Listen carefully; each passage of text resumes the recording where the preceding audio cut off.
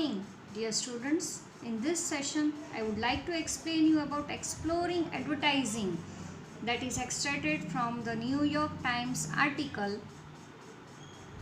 published on 11th February 2013 by Dr. Perry Class. In this chapter, the author wants to make you aware that advertising affects on you and youngsters.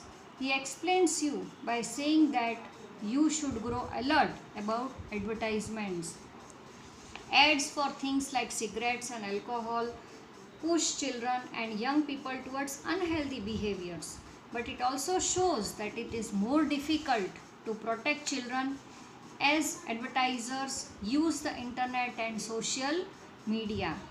Children see ads for food on television, websites, social media and mobiles and would be attracted to buy products of fast foods, sugared cereals, sugary drinks and candy and eat profusely. This results into their obesity. According to Dr. Thomas Robinson, a 30-second advertisement of a new product can change a child's preference for brand. Already he has explained that if you watch advertisement for 30 seconds, you know your mind changes for the brand. In comparison with other products, the one with McDonald's wrapper would taste them better. Up to the age of 7 or 8, researchers say children can't understand the nature of advertising. They can identify that the advertisement is trying to persuade them. Parents could probably cut down on screen time.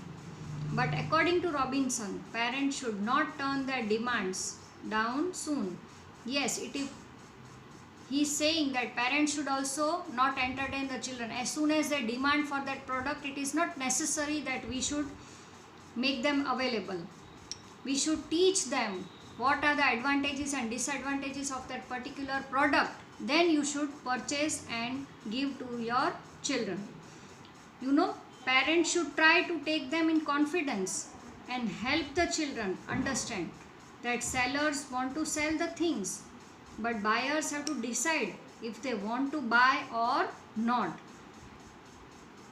In this information-rich world, we need to help them understand what the world is trying to sell them.